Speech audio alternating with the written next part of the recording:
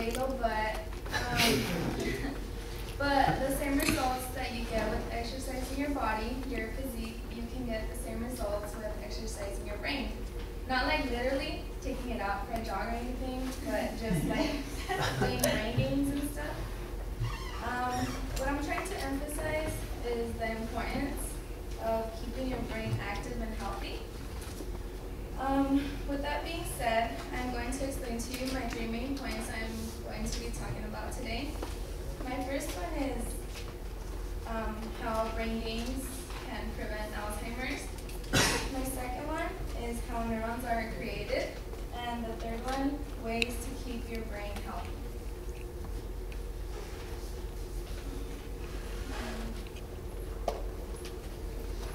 Okay, so I'm going to begin with how it can be prevented, how Alzheimer's.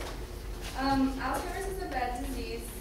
You go from learning everything one day and then the next you don't remember even who you are. It attacks the neurons, which send transmissions like what you should do and how you should move. They cause tangles, and tangles are really bad, obviously.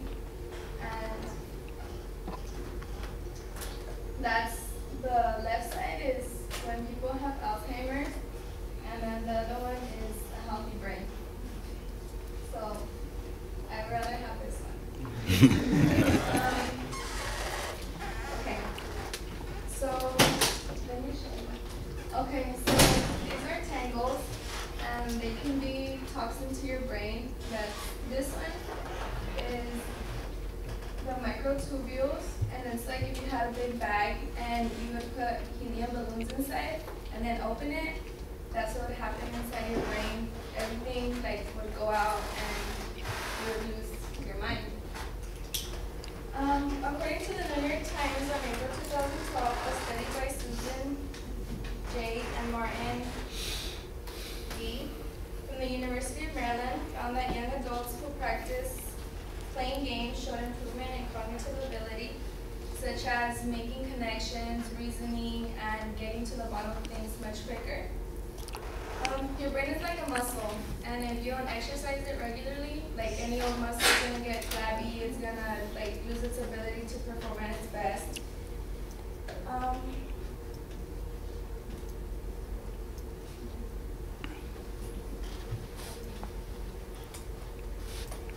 According to abcnews.com of January 2012, with people living longer than ever before, Alzheimer's is becoming a bigger and more common problem.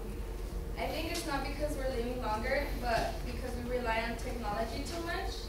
I remember before, I would have to memorize everybody's phone number and do everything by hand, and now I just rely on the technology that I have. With that being said, let's move on and see how it fires up our brain and neurons are created. To emphasize, the National Institution of Health on the website nih.gov, neuroscientists once thought that the neurons that you were born with, that was it, and that you couldn't create more, but you actually can. Neurons are created when a part of your brain is lit and you have a lot of creativity, and they just go either a chemical way or long fiber style way. 1/3 of them never make it, and the other ones do. I really like this quote. A Dutch philosopher once said, "People demand freedom of speech as a compensation for the freedom of thought which they seldom use." So now that you know the benefits of the brain, let's talk about how ways you can keep it healthy. First of all, diet is a big key, as well as like doing the brain games, and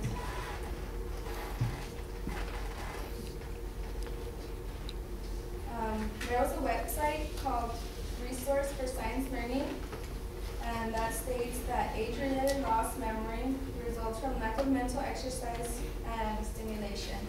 So just eat right, keep playing like Sudoku or something, or or reading. And then this one shows how when you think or when you learn something new, that's what happens inside your brain. Like little sparks start flying everywhere. Eat fruit, vegetables. Nobody likes them, but we have to eat them. And okay. To summarize everything that I just said, I talked about ways that it can help prevent Alzheimer's and how it creates more neurons. And the third one was ways that you can help prevent all of those stuff. And there was another quote from the movie Prometheus. Big things have small beginnings. So just remember, something small is taking 5 minutes to do Sudoku can be something big in the long run.